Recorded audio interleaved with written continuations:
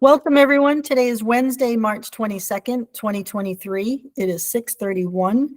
This is a joint meeting of the Finance Committee, the School Committee, and the Board of Selectmen. I'd like to call this meeting to order with a Pledge of Allegiance. I pledge allegiance to the flag of the United States of America and to the republic for which it stands, one nation, under God, indivisible, liberty, and justice for all. This meeting is being held remotely in accordance with the Governor of Massachusetts' March 12, 2020 order suspending certain provisions of the Open Meeting Law, GLC 30A, Section 20, and on June 16, 2021, the Governor signed an act relative to extending certain COVID-19 measures adopted during the state of emergency. This meeting is being recorded. I'd like to recognize Select Board Member Shauna Schufelt so she can call the Select Board meeting to order and introduce who she has with her tonight. So I call the meeting to order. This is Shauna Schufelt. We also have Ann Boxler, Steve Willett, and Richard Brewer. I don't think I saw Brian Belcourt. Thank you. I'd like to recognize the School Committee Chair, Nancy Stanton Cross, to call her School Committee meeting to order and then introduce who she has with her tonight. Good evening. I have here this evening with me School Committee members Gloria Cabral and Tony Viveros. Melissa Pacheco is the Vice Chair. She'll be joining in.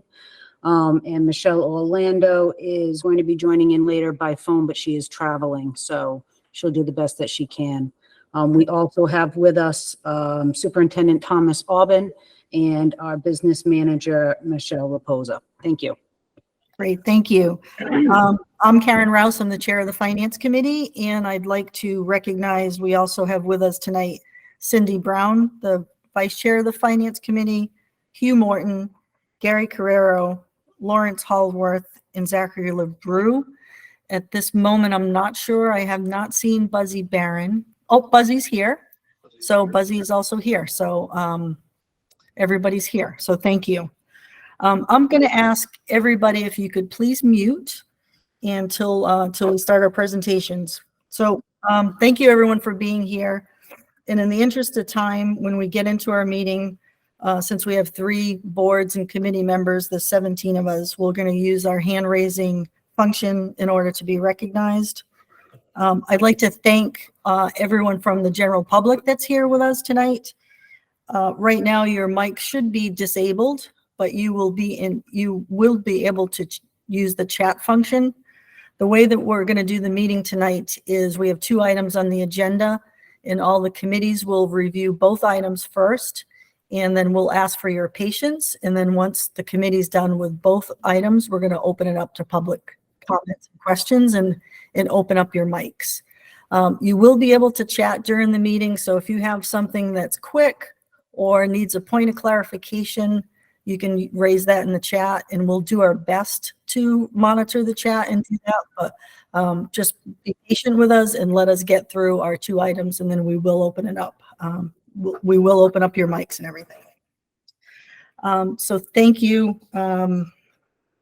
So the first item we have on the agenda tonight is to talk about the fiscal 24 budget.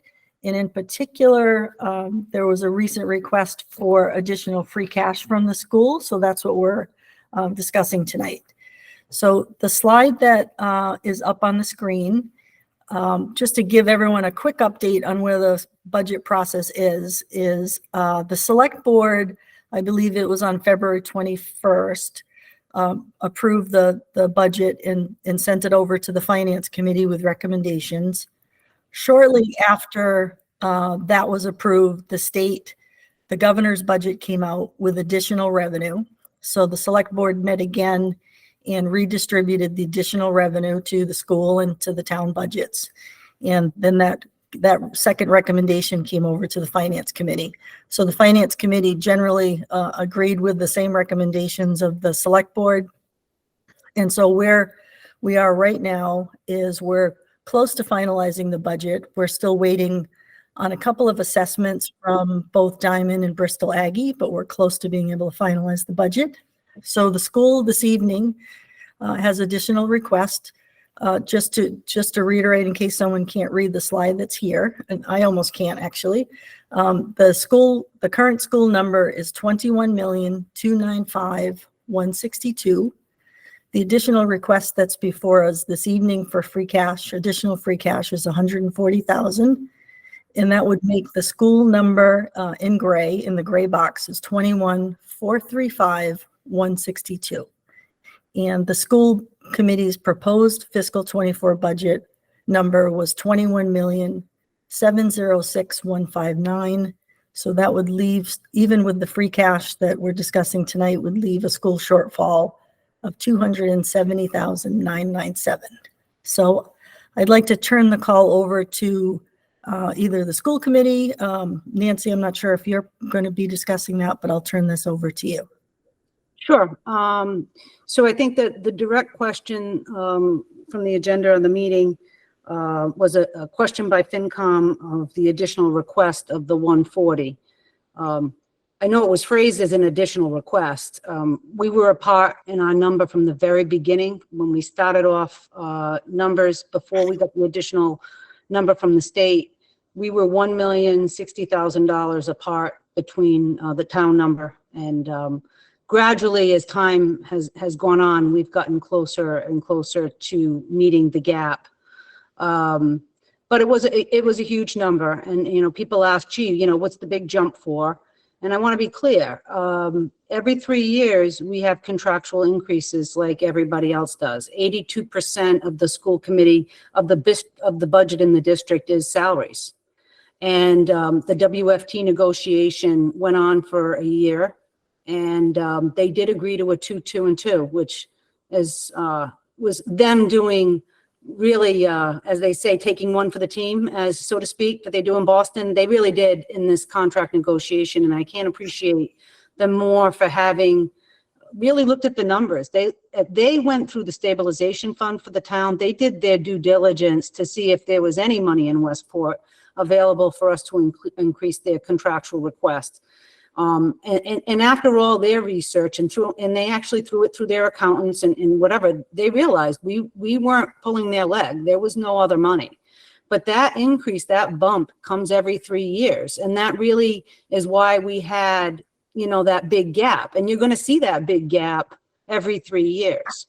Over the past several years, as you know, we've come and asked for free cash to bridge our gap so that we don't lose teachers, because that's what happens when we have budget cuts. It's not like I close a building. I with my workforce is the biggest part of my budget. I have to lose teachers, and that's what we're always confronted with.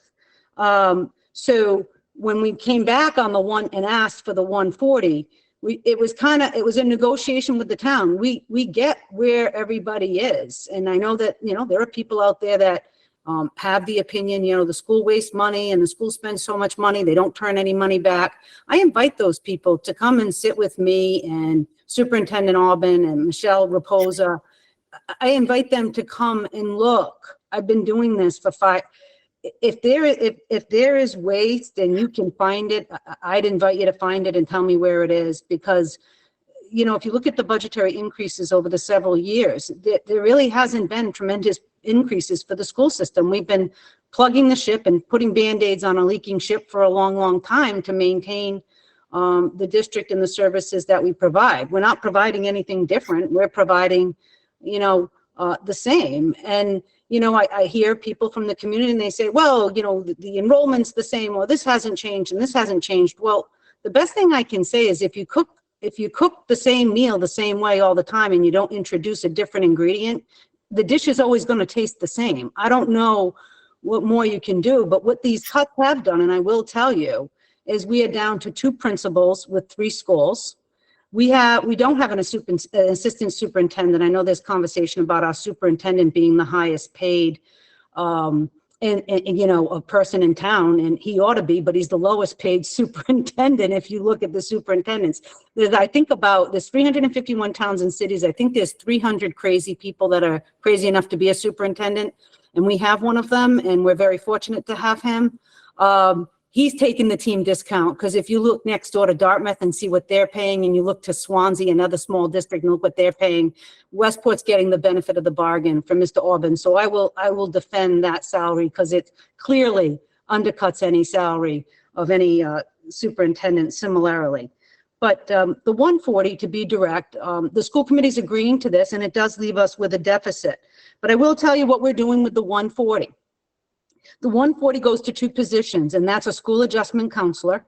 I don't need to tell folks, what COVID-19 did to a lot of people, but these kiddos, what's going on in their lives, the cutting, the suicide inclinations, it is risen dramatically through COVID. And we're trying to address that because, at the end of the day, if you think about what these kids have, school is a lot of these kids is where they get their meal and where they get their support. And we have a lot of that in Westport, and people have the thing, Westport is affluent, and I think we all know we're not. And we have a lot of kids that are in need, and the school adjustment counselor more than ever. And it was a position, we were very mindful of our ESSER funds. It was one of those positions that we did hire with ESSER funds because we needed that position, and that's a position we wanted to keep. We found that it's been so helpful to the kids to have that person there, and that's not a waste in any. And we don't have people on top of each other. If you look at how many the adjustment counselors we have in each school, I mean, they have over 250 kids. If you look at what the state says we should have, it's right around 150. They're already doing more than what normal does, but that's what we do. It's Westport. It's a small district, and we understand it. And I'm not complaining. I'm just explaining why that was important.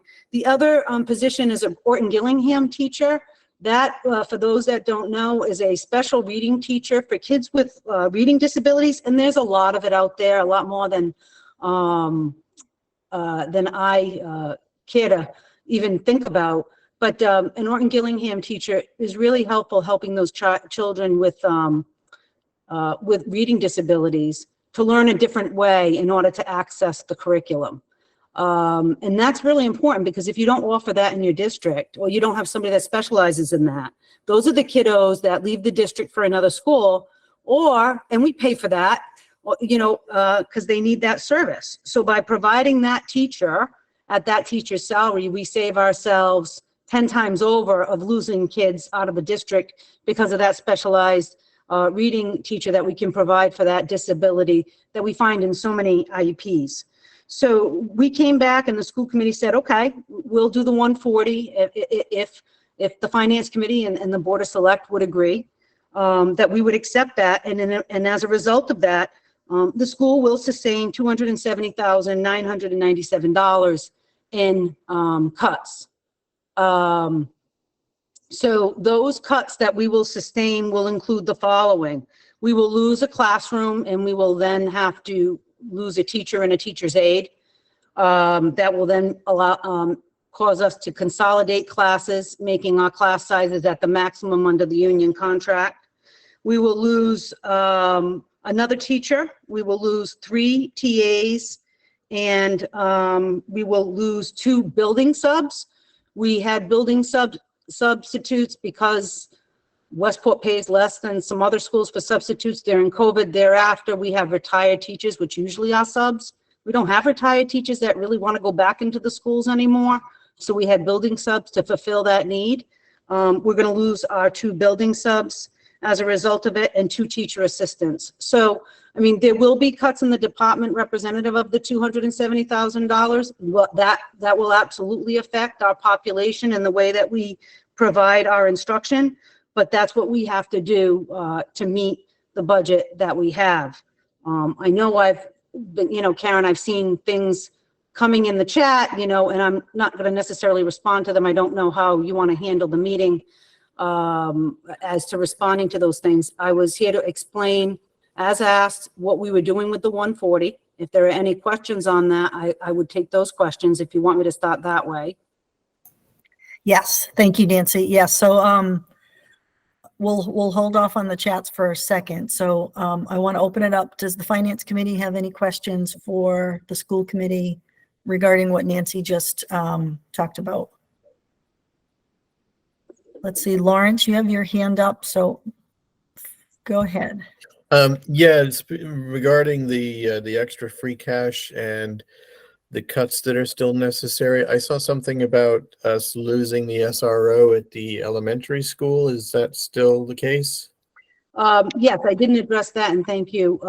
So our superintendent was just notified by the police that we are losing our SRO in the elementary school. The town always pays for one SRO, but over the last, I think, 2 years, they have, the police department has provided 2 SROs under their budget. We had then taken the SRO out of our budget, so we didn't have one because we were getting 2 from the police department, and we were covering our district with the 2 officers. And we were contacted that that officer was being recalled. An SRO is a safety resource officer in the school. That's the person that, you know, those are the people that you look to when you don't want people coming in your schools. Those are the people that get the kids out. Those are the people that constantly reinforce our safety procedures within our school. And that's what an SRO is for those that don't understand. So that's been removed from our school. So if you add, if we were to bring it SRO, our deficit is even bigger. It's $85,000 and it goes on top of the 270, but we didn't have it in the budget because we anticipated we were going to have the 2 SROs. So we are going into the new year with only 1 SRO and obviously no budgetary money to pay for it. It wasn't included in our budget request because we didn't know. So thank you.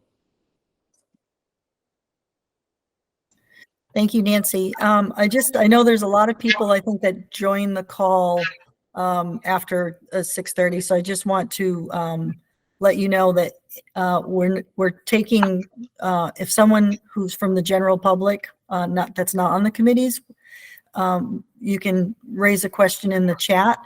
We can't guarantee we're going to be able to answer the questions as we're going through. So I see someone has a hand raised. If you we'll lower your hand. We're not taking questions from the general public right now until we get through our items 1 and 2, and then we'll open it up to everybody. So I know there's a lot of people that came in after that. So Gary, you have your hand up, so Yes. Go ahead.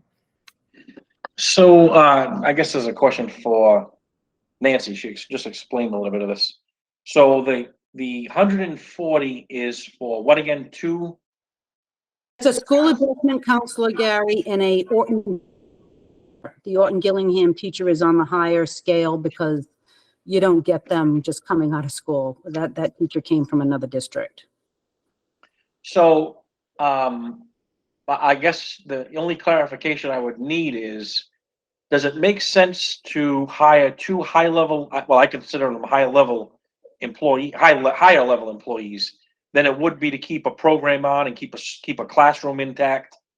Does it, I mean, so we're going to cut, the budget's going to be cut by 2 something and change.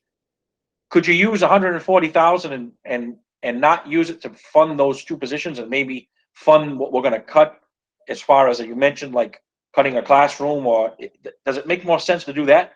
I'm not arguing the fact of the 140. I'm just questioning whether or not maybe that should be used for a different level in the budget. I mean, I don't know. So no, I appreciate, and I really appreciate the question, Gary. I guess the best way to sum it up is any cut to the school department, we weigh every possible scenario of how it affects our kids. I have said to the union, I've said to everybody, the first question that we ask is, what do we do best by our kids? Like what do we deliver to our kids? And by cutting, we can't. The kids need the school adjustment counselor.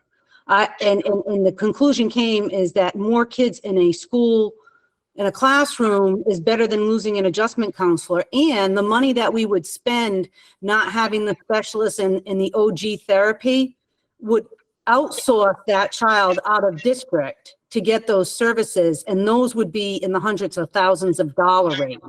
So just that one position, Gary, would cost the district, with the kids that are on IEPs that need that, well over $200,000. So that was an easy cost benefit analysis. As for the school adjustment counselor, they're hands down, these kids need a school adjustment counselor, and if we have to have a more crowded classroom, we have to choose the lesser of two evils. We don't like either one of them, but the most important was to have the adjustment. Mental health issues are rampant, and if you don't have them, if you're not feeling them in your own world, you must know someone or have a friend or a coworker that has families that are suffering from this. It is the pandemic of this country right now, and it is so huge, and that person is so essential. So we did weigh out those things, and we did calculate what was more important, and that was the committee's decision as recommended, certainly with Superintendent Auburn, as well as the leadership teams. And we do talk to them. I mean, we don't ignore, I'm not in the building, the school committee's not in the building, budget is budget.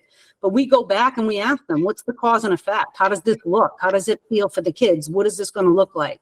And we asked all those questions. We don't make any cuts without understanding what the ramifications are going to be. And these are the less intrusive that we can do at this time. But just by your question alone, you realize how compelling it is and how hurtful it is to the district to have to make those cuts and have classrooms that are bigger sizes, certainly as a result of it, and losing those people. It does hurt. So thank you. Yeah. So, I mean, just to follow up to that, this is not to point Yogi Berra, but it's a deja vu all over again. And, this is no fault of any department, including the school department, that budgets are so tight that at the end we make cuts. And there's devastating cuts, no matter if it's the school department, the highway department, the police department, go down the list. So, I know that we'll talk about an override going forward, but, these budgets as presented are really not sustainable. They're not. I mean, there isn't one budget in town that's presented to the finance committee that is sustainable. The way, and even the school department, obviously, because we're making cuts. So, it's important, as you just said, Nancy, to show the public what really is the effect of a cut. And it's now bigger classroom sizes. It could be, your street doesn't get plowed, or, an ambulance doesn't show up to your house in a matter of time. These are all, in my opinion, public safety issues, quality of life issues in town. Nobody's talking about the quality of life. Where has that gone in the last 10 years? These are all big topics that I think that need to be discussed. It's not just about dollars and cents. I can only imagine how concerned we were, Gary, when we heard we were losing our SRO in our elementary school. I mean, that was a big blow for us to learn. So again, it reinforces your point. Thank you. Yeah. So, I don't want to beat a dead horse, but, like I said, we're making contributions to the schools just as like we would make contributions to each one of these departments. But looking ahead, these, we're really funding this budget with one-time revenue. I mean, ESSER funds are one-time revenue, let's face it. So that playbook can no longer be sustainable. We really need to figure this out. I'm happy that we're meeting together. I'm happy that all of us are finally, I don't want to say in one room, but we're on one screen at least. And I think it's important. So I really appreciate both boards here with us tonight. Thanks. Thank you, Gary. Hugh Morton, you have your hand up.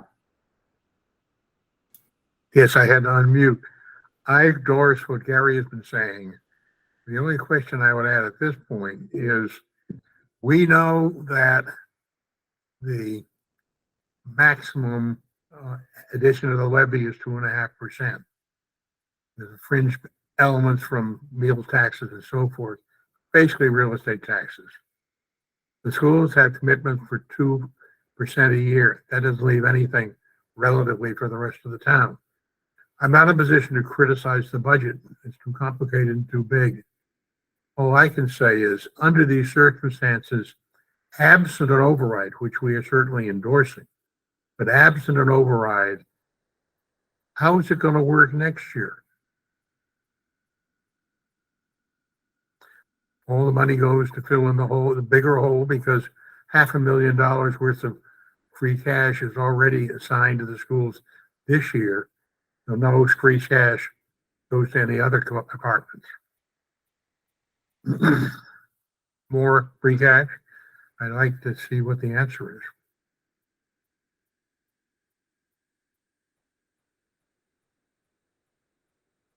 Is he asking me the question?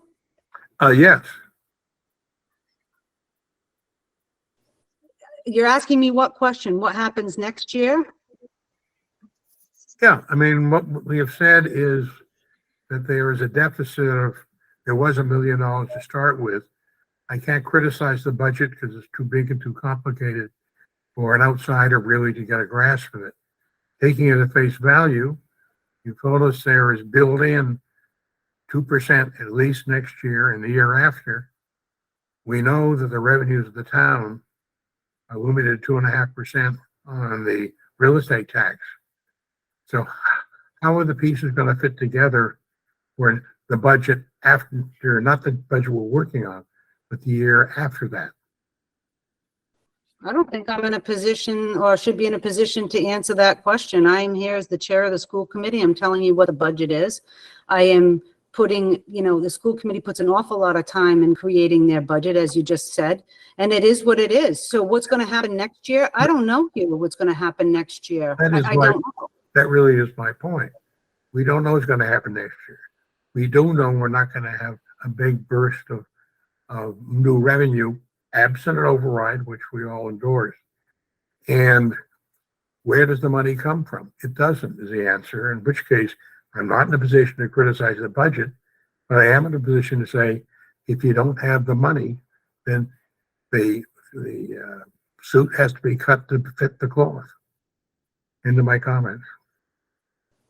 Nancy, as the vice chair of the school committee, is it possible to also address that question? Yes, please do. Right ahead. I saw your hand up and then down, but feel free. Is this Melissa? Okay, thank you.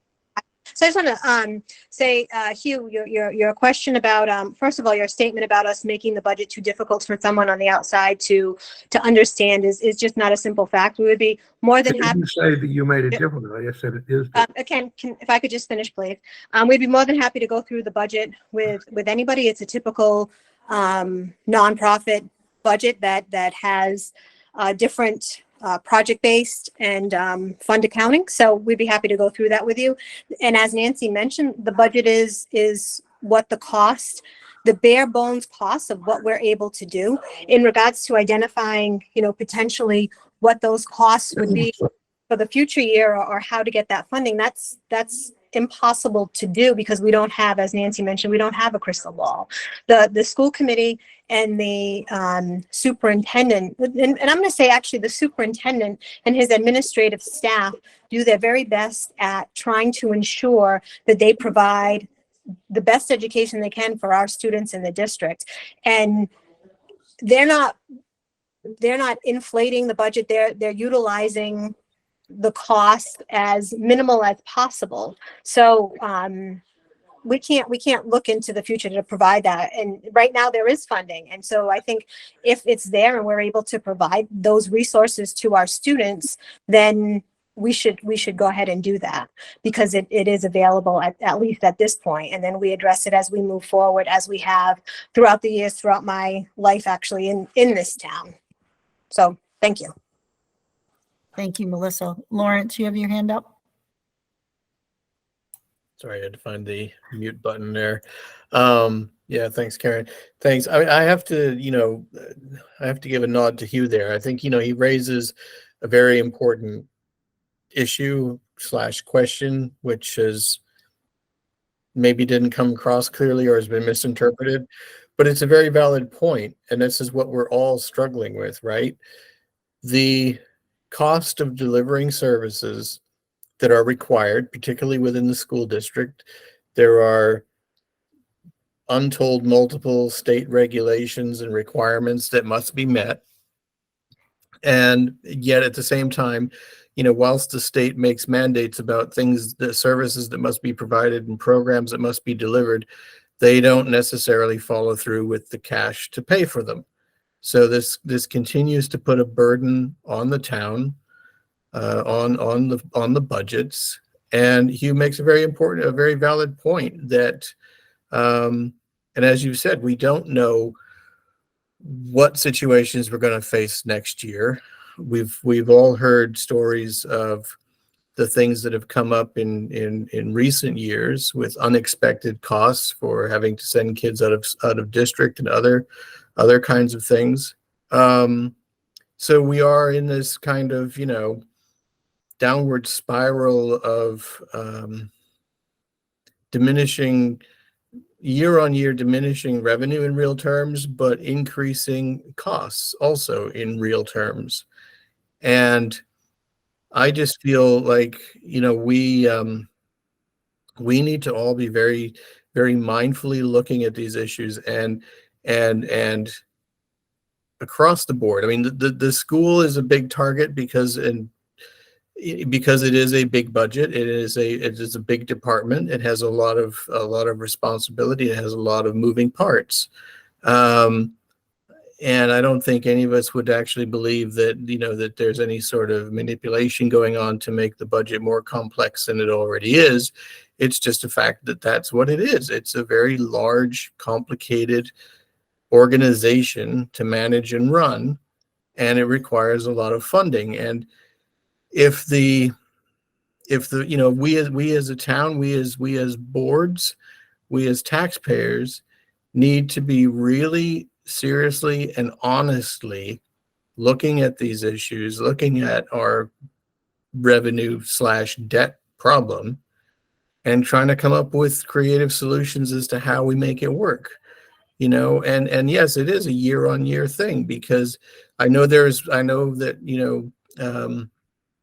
Representative Schmidt and others are working on various ways of trying to, reconfigure the pie at the state level so that we get more, that Westport maybe receives more funding, but that's not going to happen overnight.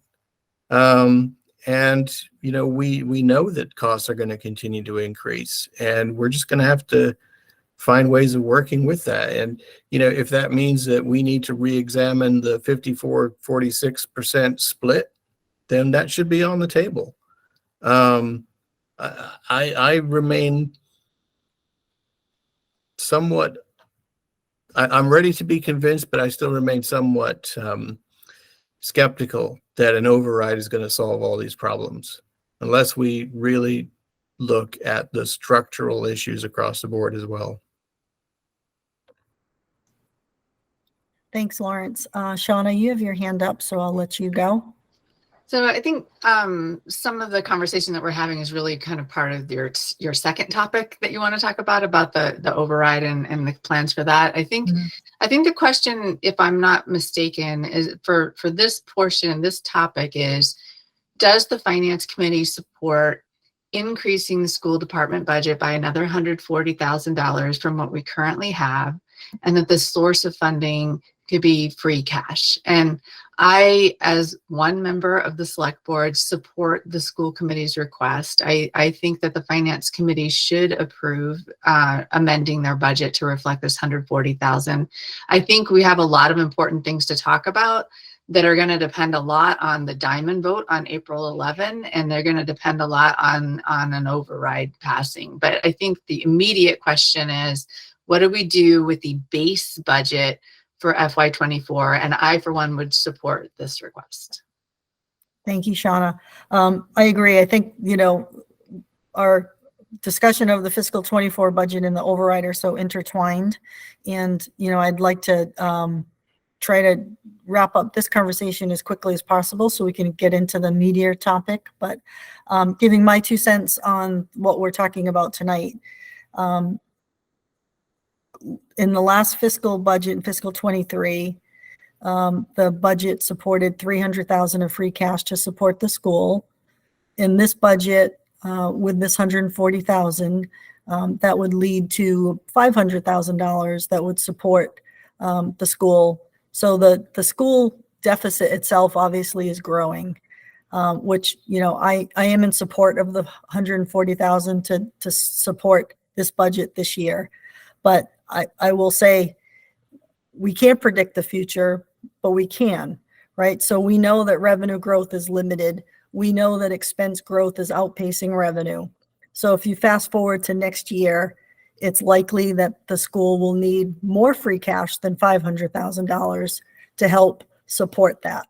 So as Hugh mentioned, that this is not sustainable. But this year, there's 2.1 million in free cash that is being used for a variety of reasons. So we have an excess amount of free cash than we normally have. So it makes this decision a little bit easier for me to support the 140,000. I'm not happy about having any free cash in the operating budget to support a recurring expense, which are salaries, and using free cash, which is a non-recurring source. But in this case, I am in support of amending the budget. So I'd like to hear from other committee members, and we can move on because we're not actually voting on the budget this evening. So I'd like to, if we can, wrap up this conversation and move to point 2. But if someone has anything else to say, let's hear it. So Gary and then Hugh. Yes. So, I do support the 140, but, I can't say that I would continue to support using free cash in the future. And here's the reason why. We're in this predicament because we don't have long-term planning in this town. We don't have financial projections in this town. We do now, but we haven't in the past. So maybe if we had this 5, 6, 10 years ago, we could have carefully planned out what budgets would have looked like 5 years down the road. But because we just keep kicking the can down the road and using available funds that are out there, we're able to slide by. But that's not how you put a budget together.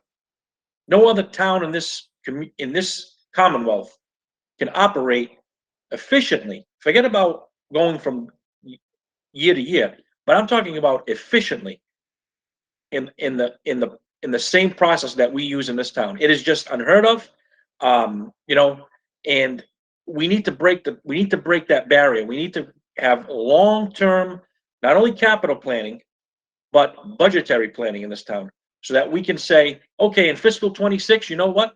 We're going to need X amount of dollars. How do we prepare for that now? With the constraints of 2.5 and with everything else involved, we know what those numbers are. We know what those revenue numbers are. We're not increasing revenue. We're not printing money in this town. We know what those revenue numbers are. We can build those into a budget. So I'm happy to know that we've got a plan, a financial plan together. I think we need to start reviewing that and start living by it. Okay. And more planning ahead of time will allow us to say, you know what, maybe we can shift things around. Maybe we can potentially not have to use free cash for this, or maybe use that. So, I think in fiscal 25, we need to start looking at long-range planning in this town. Because if not, we're just going by the seat of our pants. Every single budget, and I've said this for 10 years now. Thanks, Gary. Hugh and Lawrence, I know you have your hands up. So again, we're trying to stay focused on the fiscal 24 budget. So does anyone have anything else to add? Hugh, you have your hand up first. I forgot to unmute. I would just say the planning's fine, but money is what counts. And in this case, this year, reluctantly, I go along with the 140. But I endorse Gary's point that in the future, whether we would or not is a good question. Mm-hmm. Thank you, Hugh. Lawrence? Yeah, I would also echo what Gary said, and wholeheartedly lend my support to the additional 140,000 request. And I mean, I hope, as Gary has said so eloquently, that we get more diligent and more disciplined about budget planning going forward. But I would have no, as long as the money's there in free cash, I have no qualms about using it in the interim to put out the fires and plug the gaping holes. Great, thank you. I don't see any other hands raised. Does anyone else want to say anything? I don't see anything in the chat from the general public. So if there's nothing else on the fiscal 24 budget, I see no other hands coming up. Okay, so I'd like to move into topic item number 2, which is the discussion of the override. And Shauna is going to present and talk about this budget, talk about this slide. So the select board has had several different approaches to the override. We are in firm agreement that we need an override. We think $3 million is the best number to use. But we acknowledge that $3 million is only going to get us a few years down the road. 3 years, you know, talk about the long range planning. I do want to just pause and say the town and the school department, the employees that are doing our budgets are doing a stellar job. They do not have the resources that they need to do the sorts of things you guys are asking for, but they're doing the best they can at forecasting future. And we forecasted enough to know we need more money. We need more than the 2.5% from where we are now. We need a lift up. And then if we can get the 2.5% after that lift up, then we can eke it out another 4 or 5 years probably. But even that we think is a little, we're not sure because you don't know what mandate is going to come up next and what kind of things are coming up next. But because we don't have a crystal ball and because we're trying to be really responsible with money, because Westport has historically been, you know, very, we want a best bargain from our town government. So the select board is looking at a increase of the levy limit by $3 million. So, and that's what we're going to propose unless something changes, you know, before we bring it to the vote. But what we're proposing is a raise of the levy limit by $3 million. But we've had two options that we're looking at this, and the select board so far has supported option A, which is the blue one up at the top. So what we are suggesting is that although we want the override vote to increase the levy limit by $3 million, we don't want to appropriate all the way up to that levy limit. We only want to appropriate up $1 million. So the normal 2.5 that we have and new growth that and changes in state aid plus $1 million. So that isn't really enough to solve the current budget problem and get us back to level service, but we felt it was pretty responsible in the economy that we're having right now to tell the taxpayers, hey, we're not going crazy and spending $3 million. We just need a million just to like get us through. And then what we're proposing for that $1 million increase subject to an override is that we wanted some money to go to stabilization. So the stabilization fund is underfunded. We should be about 5 million and we're about 1.5 million. I think Sue would have the number, but we're underfunding stabilization. So we felt it was really important to take some of that money and put it in a stabilization account. So that was $250,000 to try to shore up that stabilization account, because we've been really fortunate to have a lot of free cash recently, but there have been years where there is no free cash. And this is part of the big unknown and no one has a crystal ball. Sure, we have $2 million in free cash this year, but we had a lot of weird things happen that caused that $2 million. There's no guarantee there'll be any free cash at all in the next year. So you can't plan on it at all. It would be devastating actually. But back to, so what we decided is we want some money to go to stabilization because it's really important for a long-term plan to make sure that your stabilization is at what the DOR is recommending. And then take that in the rest of that 750,000 and divide it 54% to the school department and 46% to the town department. So we have in another slide here how we're recommending with more detail about what that town, what we're saying in the budget for the 54%, but just theoretically here in FY24, we increased the tax amount by $1 million, split the money like we've described there, 405 to the school, 345 to the town, and 250 to stabilization. And then in FY25, again, don't max out the levy limit. We're so used to being at the max levy limit that this is kind of foreign to us, but you don't have, we're only proposing maxing it to another $1 million in FY25. And again, that 54-46 split after you put some in stabilization. So this gets us 3 years of kind of building on the budget. So now on FY26, you're now back at your max at your levy limit, and now you're only growing by 2.5% again. We are a little worried that so now all the base budgets are higher, so that helps us out. That gets us to the, okay, maybe we've got a new baseline.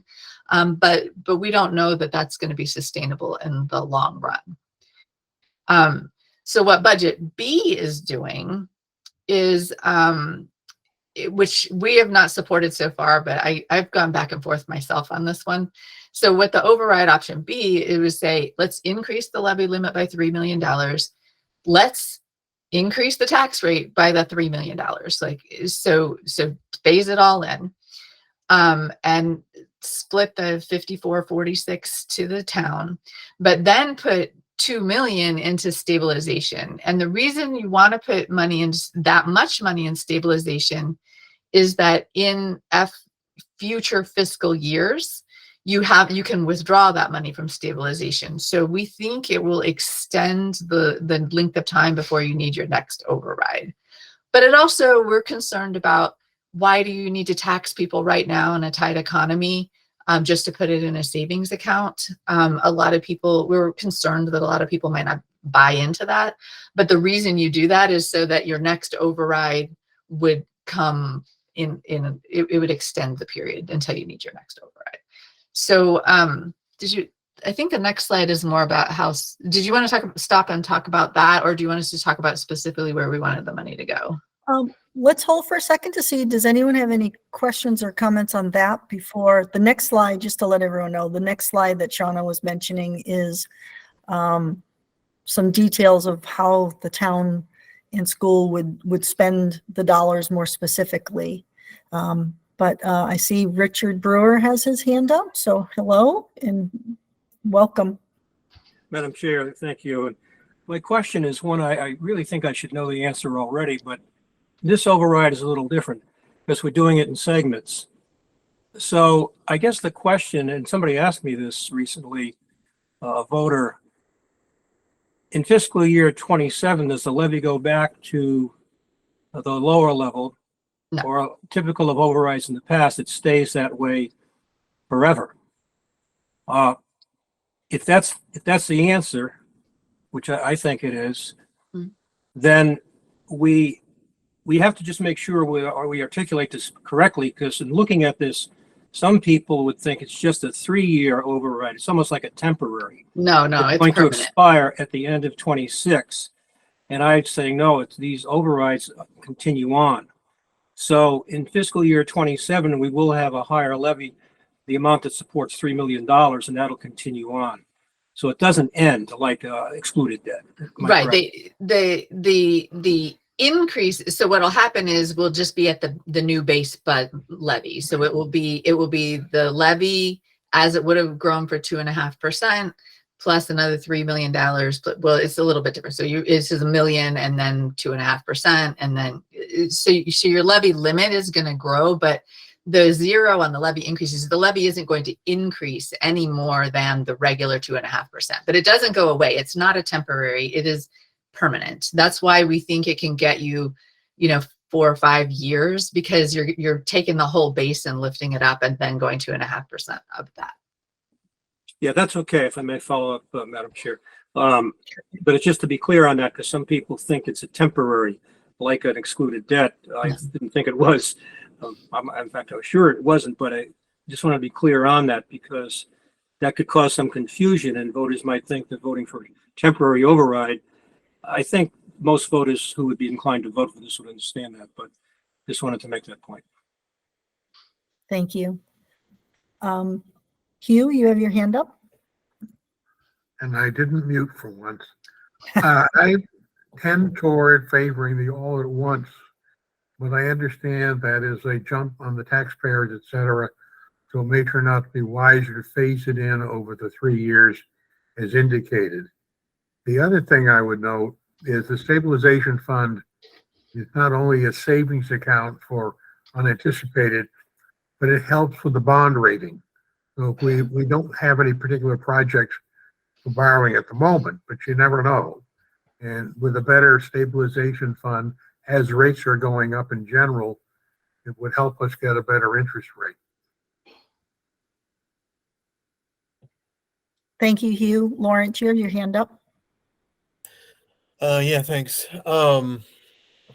So thank you, Richard, for asking that clarification because that has, I have to say, changed my perception. I was one of those folks who thought we were talking about a temporary $3 million override, not a more or less permanent increase in the levy amount year on year. So if that's the case, that this would be a permanent levy increase above the 2.5%. This slide is now confusing to me because we show $1 million in 24, $1 million in 25, $1 million in 26, and then nothing in 27. So it seems contradictory based on what you guys have just said. There are different versions of the slide, but yeah, this is the levy increase. The whole levy is obviously, you know, whatever it is, $28 million, right? So this is only the increase in the levy above the 2.5% is what this, and what we're trying to show is how we're going to split that money that we wouldn't have today. But I mean, but that's a good point. We should be making it more clear. This is a permanent, you're changing your base budget, because think about what would happen in FY27 if you cut $3 million. Now all these departments are going to have to slash their budgets. It would be devastating. It would be worse than not doing it at all. So no, this is a permanent change in the levy limit. Now, town meeting doesn't have to appropriate all the way up to the levy limit. Town meeting is the one that decides where you're appropriating. So you don't have to appropriate to the levy limit. So where does the 3 million come into it then, Shauna? If this is a permanent percentage increase on the levy, how did we come up with this number of 3 million? So it's not a perfect number, right? So one of the things we started looking at is if we looked at like $5 million or $10 million, now you're talking about a pretty large percentage increase in your tax levy, right? So we wanted to be very responsible about how much you're increasing that levy. But a lot of people are confused about the levy limit versus what we are taxing, right? So you don't have to appropriate the levy limit. You don't have to appropriate what you appropriated last year. We could put in a budget that's $1 million less overall than previous year. You get the levy limit is one thing. The amount we're going to tax gets set after the appropriations. Yeah, so why wouldn't you present it then as a percentage increase above the 2.5 that we project will give us an increase of $1 million in 24, $1 million in 25, $1 million in 26, and after FY27 we don't really know yet because it's future projection. Well, we would know that it would be the 2.5%, but Lawrence, I would say if you want to create a graphic, please do. I don't know what the numbers are. That's why I'm asking the question, Shauna. Karen and Jim and whoever else is trying their best to get the right graphics out there. It is so hard. I think that's not secondary, but I think presenting in a way that the general public will understand is an important thing to do. But let's focus on right now, trying to understand conceptually what we're trying to do. Yeah, well, and I'm sorry, that's exactly that's what okay. what I was trying to do is right. because I came into this thinking, okay, we're talking about a temporary $3 million increase as a flat number. Do we do that in 3 increments or do we do it all at once? To Hugh's point earlier, but now actually it sounds like what we're really talking about is a percentage increase over the 2.5% that would be projected to give us an increase of $1 million in 24, 25, and 26. Right. So yeah, I mean, presentation does matter. It does, absolutely. Do you have any other questions, or Lawrence? Or no, I'm good. Thank you for indulging me. All right. No, thank you. Gary, go ahead. So, we've talked about this in a couple of our meetings. I don't agree with breaking this out because if you look at year one, well, I'm calling year one, FY24, 2 reasons. we would give the schools 540,000, but yet this year they're short 1 point whatever million. So how does that fix their issues in fiscal 24? That's one thing. Secondly, we want to put money in the stabilization fund, okay? So that requires a 2/3 vote at town meeting to release that money on the stabilization fund. Also, when we remove money from the stabilization fund, that's a negative impact on our rating because, and if it's to supply the budget, that's even more of a negative impact on our rating because what they're going to say, the rating agencies are going to come in and say, wait a minute, you're using stabilization. They don't care how the money was funded in the stabilization account. They're going to say you're using stabilization money for operational purposes. To me, that is not a good move. And that is one of the biggest reasons why I think that I would not vote for this being split over numerous years. We have departments coming to us now that need well more in advance than 540,000 and 460,000 on the town side. So us prolonging this, I think, shows to the resident, well, you know what, maybe they don't need the money right away. And they're banking some of that money. So why should I rush to judgment to want to pass an override? And I think planning on this, and I get what's trying to be done here is mitigate the increase on the residents, but in the aggregate, the increase is the increase, whether we do it now or we do it 3 years from now. But I think we also have to keep in mind the cause and effect of us spreading this out. And the two that I mentioned, I think are pretty significant. Thanks, Gary. Cindy? Gary made the exact point that I was going to make, that you have to be very careful taking money out of the stabilization fund. It really should only be for an extreme use or an emergency purpose, and certainly not for operating money. The stabilization account is not for a savings account. It's a reserve account for the town, just to show that we can have some savings built in, and it's a good, fiduciary measure, how they would measure the financial stability of the town. But I would very much agree with Gary that it would be very much frowned upon if we started to take money out of that account for operating purposes.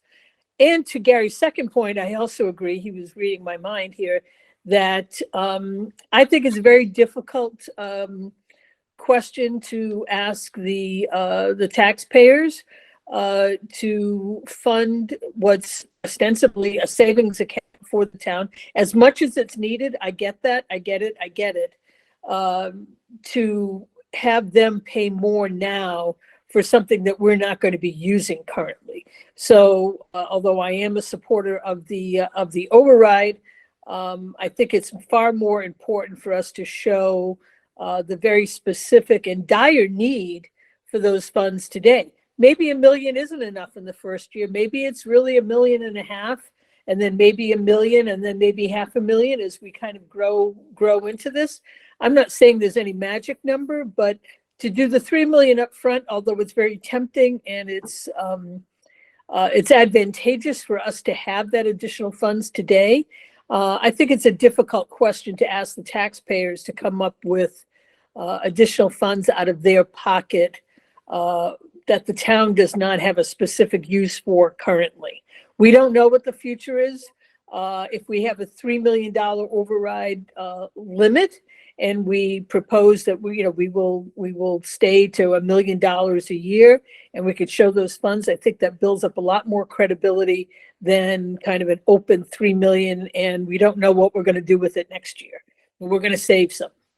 So anyway, I think that it's just, in my mind, I think the spreading it out over a period of time is a little bit better than asking for $3 million is basically 10% of the current tax levy, just a little bit more than 10% of the current tax levy. I think using $1 million a year, the pain will be minimized greatly to the average taxpayer. Thanks, Cindy. I feel like I need to raise my hand to get myself in queue, but I'll keep it going. So Hugh, go ahead. I think that Lawrence made an excellent point, and others have in the same subject of the proportion of increase. because I think Gary was wrong in talking about the schedule, how much would go to the schools, 405, et cetera.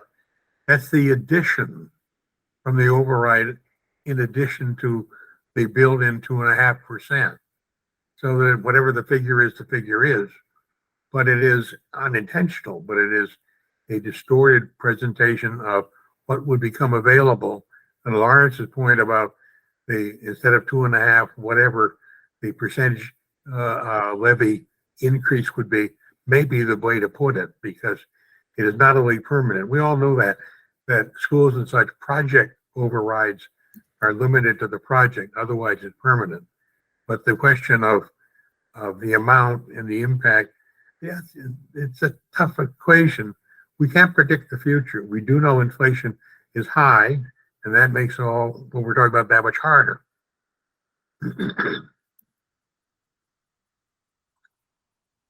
Thank you, Hugh. Tony, you have your hand up.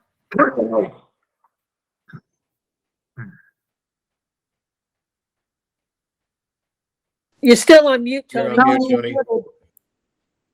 I'm sorry. An override for many would be something difficult to swallow. And I think it may be harder for some to support an override. Like I think it was you, Cindy, that mentioned that.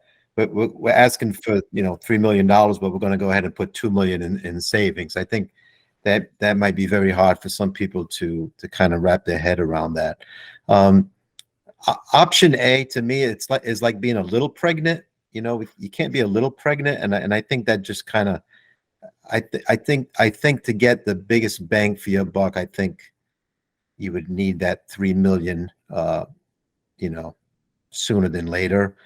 And I think, again, to have the biggest impact on the departments in town and obviously the schools, you would need more of that money to be able to flow into those departments, as opposed to, putting away 2/3 of it into what is basically a town savings account. So that's my 2 cents on that. Thank you. So I'm just, I'd like to interject myself in the round. So it's a balancing act, and I understand the $1 million a year phase in to try to minimize the impact to the taxpayer, and I can appreciate that.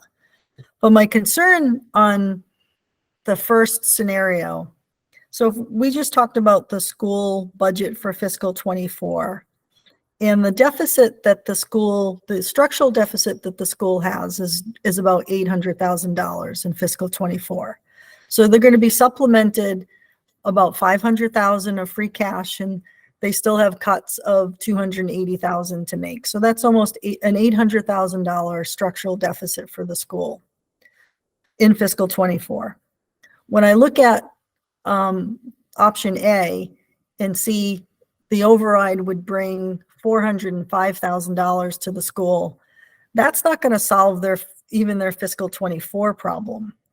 And so in fiscal 25, again, revenue is going to be limited, expenses are going to continue. So option A doesn't satisfy the issue we have now. So what I don't want to see is that we go through the effort, do an override, it gets passed, but we sit here next year saying we need free cash to supplement the budget again because the override wasn't enough. I don't feel that that's where we should be. So I think whatever this override is, it needs to at least satisfy the needs of today. I know we can't predict where 3, 4, 5 years are from now, and the override may not last 3, 4, 5, 6 years. But if it can't even satisfy where we are now, I think we need to really look at that more seriously. So I would be more in favor of taking the $3 million up front. I am in favor of funding the stabilization fund because I think that's fiscally responsible to build reserves. So it's not saying it's not being used, it's being used to build reserves, which are important. So that would be my 2 cents on the 2 slides. Steve, I see your hand raised, but we're holding comments unless you're on a committee right now, but we will open it up soon. So So I'm just going to lower your hand, and Shauna, you have your hand up, so go ahead. Yeah, so I just want to talk a little bit about the process because I think it's confusing to people, right? So the override vote will set a number that we can increase the levy limit. The town meeting has to appropriate the money. And then Steve might not be on the committee, but he is an assessor, so he probably has some perspective there. But what we're proposed at town meeting is to tell everybody, hey, this is how we're going to spend year one, the money. So when we raise the levy limit by $1 million, this is how we think it should be appropriated. Now, I'm actually, the more I'm thinking about it, the more I'm looking at maybe we need to bump it up and give the schools a greater portion. But the town meeting floor can decide to appropriate the money differently. But we were just asked to come up with a plan for how the select board would recommend appropriating this first year of the override. So the other thing that I just want to clearly point out is that once you've raised the levy limit, a future town meeting can change the appropriations any way they want. A future town meeting doesn't have to go with this plan. So the future town meeting would be bound by the levy limit, but not by anything internal. So, but we've really heard loud and clearly that the finance committee wanted us to explain where we thought the money would go. And so I actually, I wouldn't scream too loudly if somebody says, let's make the levy limit 1.5 million. Let's get the schools an additional they have additional 500 to get the schools. So they're like actually getting a little bit more than, base service. But that's for town meeting to decide the numbers. But we've got a plan for how we could do this. I don't love it because you're exactly the reason you said about the school budget. This only makes them whole for right now. It's an override that doesn't give them anything more than what they have right now. But it's a two-step process. The appropriating the money, any future town meeting can do whatever they want with this. And I know people don't like to hear that, but it could happen. Anything. Thanks, Shauna. So I'm going to take your advice, and Steve Medeiros, I unmuted your mic, so I'm going to let you speak. Well, I authorized your mic to be unmuted. You still have to unmute it yourself.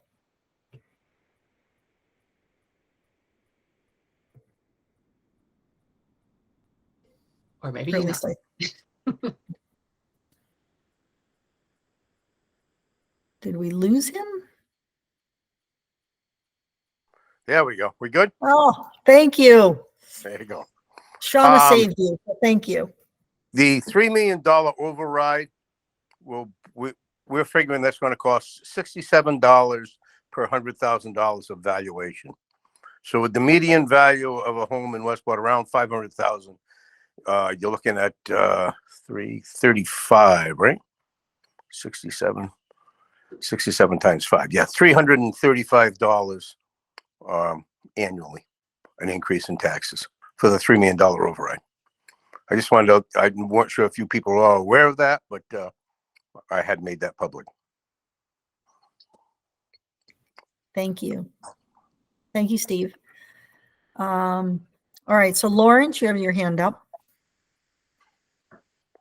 Okay, thanks. Maybe it's a little bit of a tangent, but something that both you and Shauna touched on regarding the structural deficit that the school is perennially facing, and the benefit more or less that this proposed override would provide to the school department. It begs the question of why do we do a 54-46 split and not increase, maybe make it more like a 60-40 split if we persistently see that the school needs more than they can, than we can meet. What's the rationale for the 54-46? Well, because the towns equally need funds, and so if the percentage changed and more goes to the school, that means less goes to the town, and the town is bare bones also.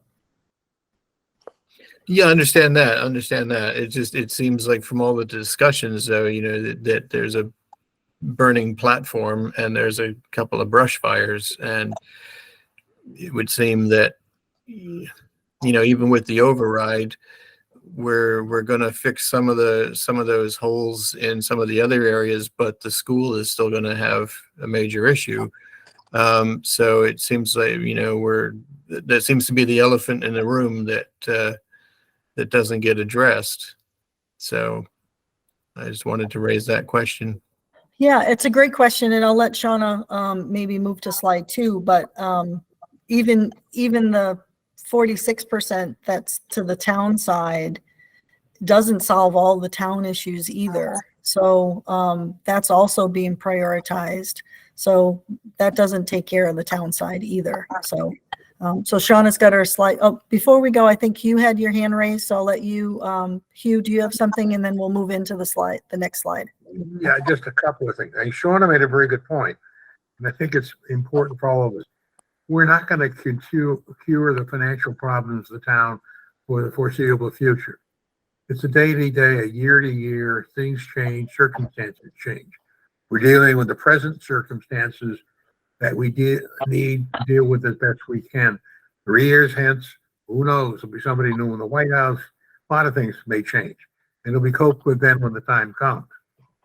The other point is, I think it would be an enormous mistake try to change the proportion of revenue, increasing the amount of the schools despite their planned need.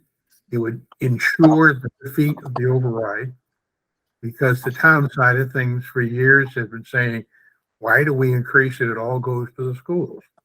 Schools will have a rebuttal of that. But my point is, that is a strong perception in many fields. So that's a good way to defeat it right up front.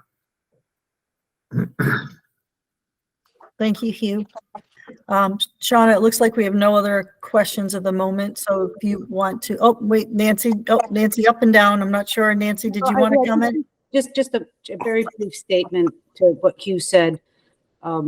As Hugh recognizes and says there's a strong proponent, I think that Lawrence brings out a valid point of what the split was and where we're going. And looking at the second slide kind of resonates a little bit even more with me. I think that we have to look and explore everything. And I think that that is an important thing if you're going to look to stagger this in the manner that's been put out there. I mean, I've looked at this and, it's hard for me to say. I probably, if I had to make a decision for myself, I'd say I'd rather have the 3 up front, because it's not going to get the schools out of the problem that they're in day one, but a shift of the percentage possibly could get us to break even if that's what we wanted to do. But when I was working the numbers to float the boat would be to raise the percentage of schools, maybe not as high as 60, but to increase it. And, a 2 million in the first phase would probably get us where we need to be to right the ship and float it. That's not giving us any more. That's not taking away anything. But that's kind of my rough math on it. But again, I haven't gone over it with the committee and we haven't looked at it. But as much as Hugh says, there's a proponent strongly against, the schools, there's a very strong proponent on the other side as well, Hugh. And I just want to be clear that there are different factions in this town. Everybody has an interest in doing certain things. The one thing I do want to mention, Shauna, before you go in, and it hasn't been discussed, and I wasn't part of the stabilization, there is creative ways on the stabilization fund. It's called special purpose stabilization funds, where you put line items in your stabilization fund. Like if you want to build, if it's future planning for the town, you're showing the voters that you're putting money in the so-called savings account to maintain your buildings, to buy your equipment and your machinery. That's also where a special needs stabilization fund can be for extraordinary special needs, when you get that child that comes into the district that has such extraordinary needs that you're going to be hit with a $250,000 bill. I think that might be something to explore in the future, about kind of maybe being a little bit more creative. It shows the taxpayers that we're being creative and we're looking in the forward for those type of expenses. But overall, I mean, I have to commend, a lot of people put a lot of work into this, and there's nothing it's hard to hear people have different opinions when you put so much time into something. But I will say that, you know, it clearly doesn't get us out of the situation that we're in. And I do appreciate the discussion. But I do think that these things are all on the table to discuss so that we can come up with the right formula here. It's not going to be perfect. Nothing ever is, right? It's not. But I think that we all well, the people that have spoken tonight anyway, concur that a Proposition 2.5 is needed. You know, it is. So at least we all come on the same page for that. How it's done is where the discussion begins. So thank you very much. Thank you, Nancy. Go ahead, Shauna. You've got a free and clear. Okay, you gave me free and clear the slide, but Yep. Nancy, we looked at a capital stabilization fund to kind of prepare for capital expenditures for stuff like the campground or possible future fields or things like that. So we did talk, there are different types of stabilization funds. I know Sue has been doing some work with some of that. So definitely on the table, definitely in the thought process of what's going on. Thank you. So when the article on the warrant, Article 5 is the base budget, Article 6 is going to be the Plan B budget. So this is subject to an appropriation or subject to the passing of an override. These are the things that the town would bring back on the town side. So these are real positions that impact real people that are hurting. We're hurting that we don't have them now, right? So we have another position at the highway department that we're restoring. A little bit of extra money for the Council on Aging van drivers and equipment. We have the fire department, a new fire. We have a new building and assistant building inspector, and the SRO that we were talking about for the police. With another position in the police department, which I believe is the SRO. So these are like I just want to emphasize, like I am 100% in support of getting the schools the money they need. The town also has shortfalls. We do not have enough police officers. We do not have enough firefighters. We have one building inspector. We have very short staffed in every department. So when you're running a department that's only got 2 or 3 people, if you lose one person, you're in trouble, right? You really saw that. So what we would like to restore in the draft B is these real positions that we have. And I don't have the breakdown on this slide for the school department, but I think I don't know if you guys have more detail on that part, but I also just want to point out that because there's been some in the chat that Sue is kind of addressing. The town side also includes expenses that would be attributable to the schools, depending on how you recalculated it, right? So some of the health insurance money, some of the money, that goes into collecting taxes goes to the benefit of the school department. So there are other costs in the town side that are actually school side. I think that might be, Lawrence, why some of the number doesn't seem quite right, because the town is also incurring, because like the number of employees, like unemployment insurance, things like that. But I would be totally open personally to talking about a different way to calculate it. But this is what we're proposing now for the Plan B that we want to present at town meeting. Thanks, Shauna. Cindy, you have your hand up, so go ahead. Just as an aside, I know we've talked a lot about positions and how we've funded positions and positions that have been cut over the years and positions that we would like to add, whether it be on the town side or on the school side. I think it's also important to note that there are the so-called, I'll call them silent killers. Karen and I have been through these numbers a fair number of times. And if you go back even just say 7 years, about 7% of the total town budget was taken up by, mandated payments like pension payments, insurance payments for the buildings in the town. If you just look at health insurance, property insurance, and pension payments to the town, that has gone up over $1 million in those 7 years. So that's $1 million that we don't have anymore. And as a percentage, I mean, we're talking about an additional, $1 million here. That's $1 million that no one had any control over.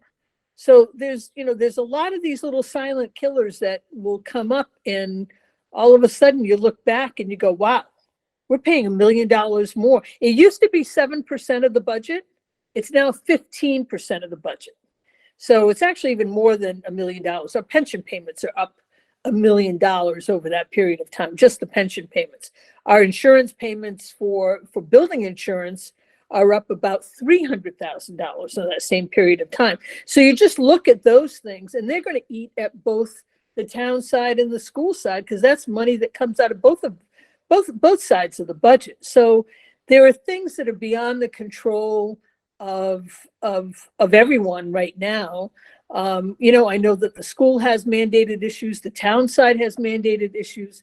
Everyone has the same types of problems. So I know that this isn't necessarily pertinent to just how much the override should be, but really just another declaration as to how important an override is. Because if you just looked at those issues, we need that money back that we had no control over losing, because it's taking up a big chunk of the budget that it never used to. So that's kind of all I have to say on that point.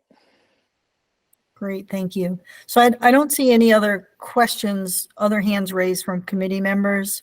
I don't know if, Nancy's got her hand up, so I'm going to just hold on one second. Very quickly, Shauna had mentioned in the school slide, we don't have a slide because we don't have enough money offered under either of these proposals to make our budget work with what we have. So we can't add anything. I just wanted to make that. So no slide for the school department. Thank you. Thank you, Nancy. So at this moment, I don't see any other hands raised. And if everyone is ready, we can open it up to public questions and comments. What I would like is to try to circle back tonight to say, we've talked about a lot of things, but I think the select board is going to need some, I don't know if Shauna, if you need more from us or how we rail this all in to proceed to making some decisions so the warrant can get finalized. Do you want to talk any further, or would you like to open it up?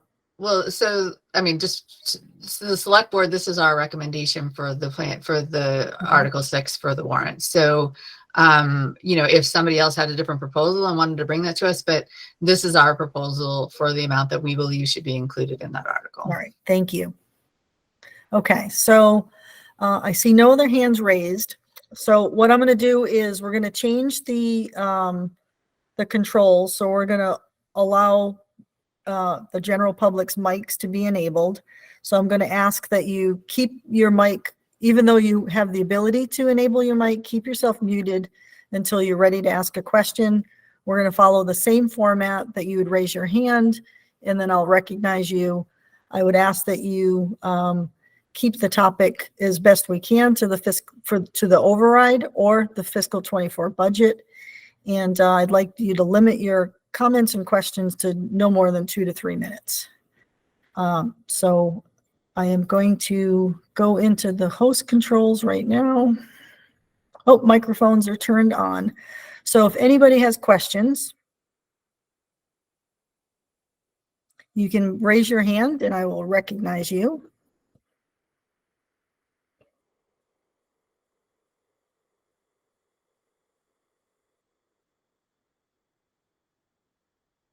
There we go, our first hand, thank you. Al, go ahead, you've got the floor.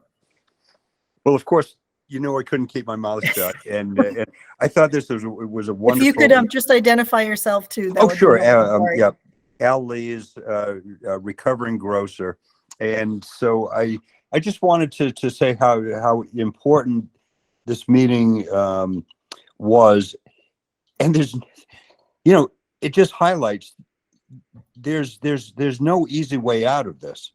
I mean, the reality is, and it was brought up earlier, the $3 million, if we are lucky enough to get the override, buys us time to do a 5-year plan, buys us time to look into a variety of different issues that a number of people within the town have spoken about, the buildings, et cetera, et cetera. But this is not a panacea. This is not going to solve the long-term problem. On the flip side, we can't do without it. And so we're in a very critical financial stage in the town right now.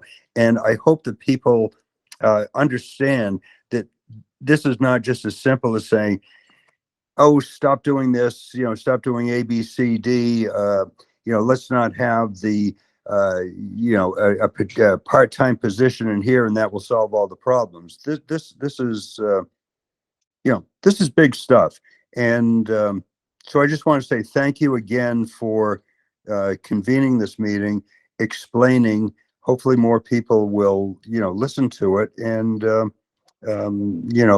it's keep our fingers crossed.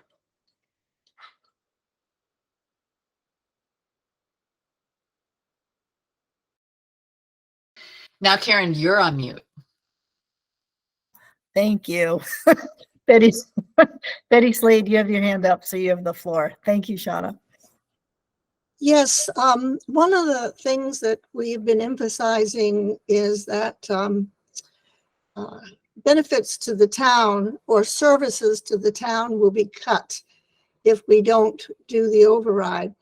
And I'm looking at the list that that Shauna put up there, and it includes the overlay. I understand how important that is, the overlay reserves, but it's something that's really difficult to explain to people and to convince them that they should have an override in order to put an overlay reserve. I would think that you would want to put things in the first year, in particular, things that will attract people's attention and realize they're going to lose that service. It's very hard to sell an overlay reserve to the public as something that'll give them a benefit. So I was hoping that these particular items that you put, that you will write carefully why you need a new person in the highway department, why you want more van drivers and counts. How does that benefit the public, and how do we use that to sell this override to the public?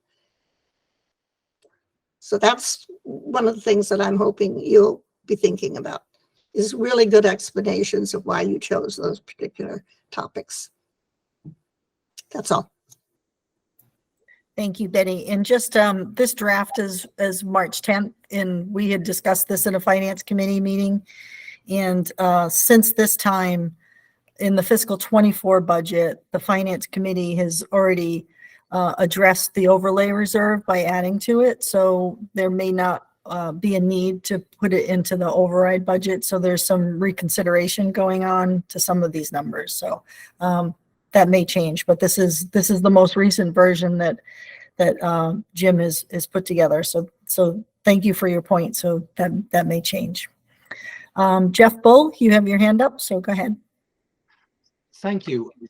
I have no particular skill at finance or projections, but I am pretty good at winning elections. And I think you really have to game, as you're thinking about the 3 million or the 1 million options, you have to consider the difference in chance of override defeat. And what are the implications of override defeat? And what the annual expenses will be, and the problems for the town that actually cost the town money if there is a defeat. I think that, it seems to me just offhand that it's easier to sell the 1 million override, even though it doesn't fix things as well as it might. But, and I realize there isn't much time to build a campaign about this. I've run campaigns like this in the past, and there's a very tight time frame. And for this to even be pushed back a year and go through all this over again, I don't know what the relative costs of losing are. And I hope the finance committee has somehow gamed that and thought about that, because that would be of concern to me, to have to do this all over again.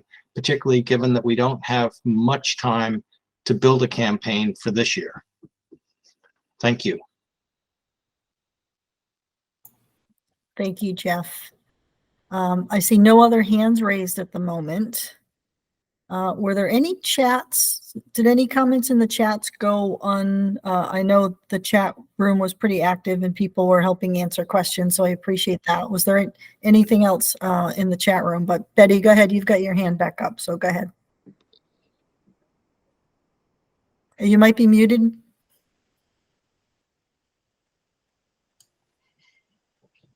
One of the issues that we hear about so much in town from people is relative to services is the fact that we don't have automation at all, very little automation. And people complain about the beach passes and all of this. It would seem to me that something that would be appealing to the public would be some investments into systems for the town clerk, more systems for the assessors, etc. And we could explain that to people as this will help solve your problems of getting a beach pass or your problems of this and that. It's very interesting to me. I hear that so much. So I was wondering, could we put something like that into the budget? Maybe you're doing it for this year, you're putting it into the budget, but if you don't, to put into the override is something that people would understand. Thank you. Thank you, Betty. Sue Brayton, you have your hand up. Just that we are looking into those types of things, improving efficiency with beach passes, parking tickets, and a few other things. We also sometimes run into issues with computer systems. We're also in the free cash, we're looking at getting some server upgrades and such. We can only do so much with our current computer system to add in. We're maxed out right now with programs and so forth. So until that step is done, we can only do so much to change things. Thank you, Sue. Al Lees, you have your hand up? I do, and I forgot. I'm sorry to dive back in at this point before. At a meeting this morning with a fiscal stability group, I brought up a point that is probably it's more conceptual than nuts and bolts on this. But I would like people who are listening to this video to at least think about it. That one of the things that I hear a lot about is what is essential services? What why do we have to have this? Why do we have to have this? Why do we have to have this? And on and on and on. And essential services change over time. 25 years ago, 30 years ago, the ambulance service meant absolutely nothing to me. Now it's on the top of my list.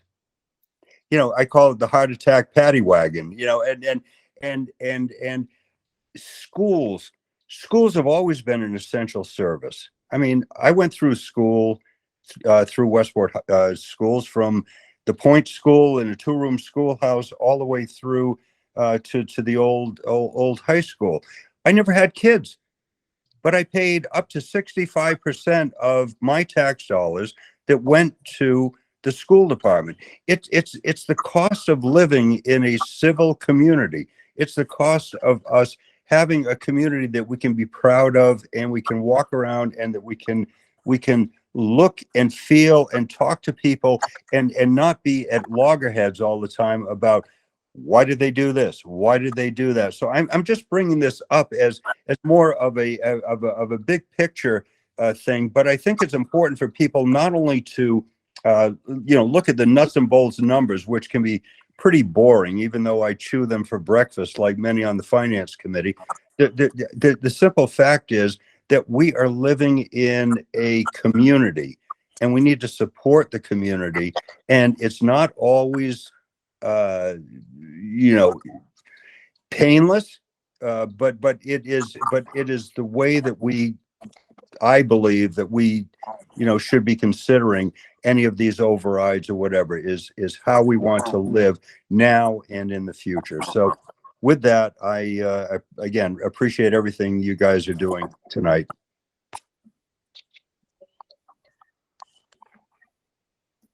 Thank you, Al. So I don't see any other questions from the general public. Does anyone from the school committee or select board or finance committee have anything else to add? Go ahead, Jeff. Go ahead. Jeff Bolt. Thank you. Trying to hit the mute button. I worked a lot with SOS and the people who made phone calls.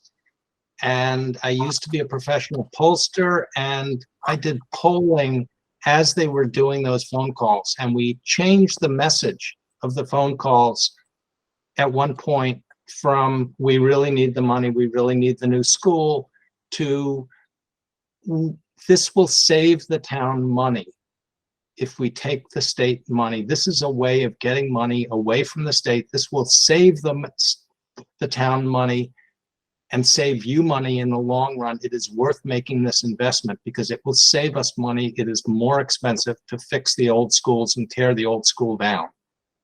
And we saw the polling change dramatically. I mean, I thought the numbers were wrong, that the polling was so good in the final days before the vote. But it was staggering what the shift was. So I would encourage people to think about ways, and I've provided some graphics to be talking about. It's silly not to fix potholes because then the road goes to hell and it's really expensive. And that there are those kind of realities all over town. I don't think most humans in this town get any of these numbers you're talking about. I think I love that you guys can do this because I cannot. But I think people are making decisions on much more meat and potatoes kind of presentations. And generally, if you tell people that this is the cheaper way out, that starts to shift how people think about this. And I'm not saying that we're cheap. And I'm sorry I just used that word. I just think it's a more effective way to get people on your side about this. Thank you.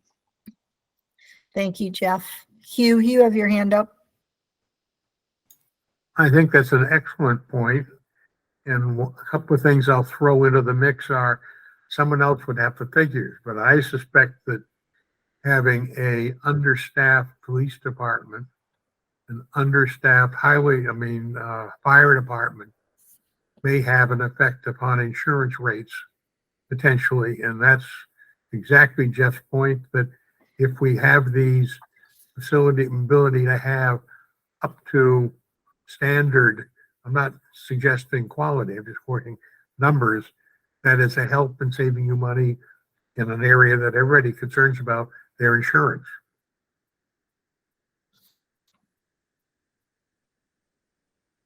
Thank you, Hugh.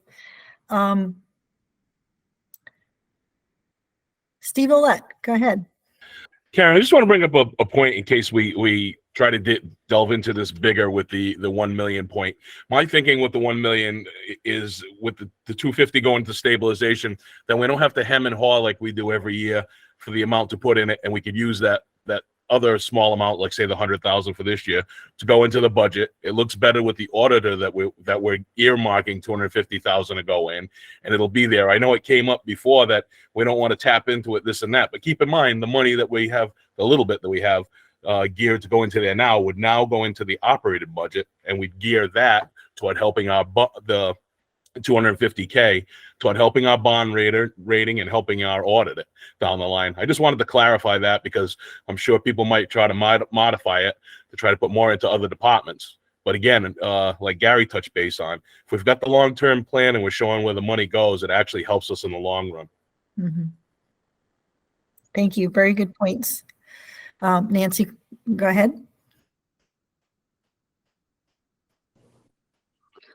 I just wanted to make a point. Jeff Bull, we got the school, there was a lot of volunteers and a lot of help, but his polling and his precise instruction on what to do on those calls, we would have never had that beautiful new building without him really telling us how to craft the message and get it out there.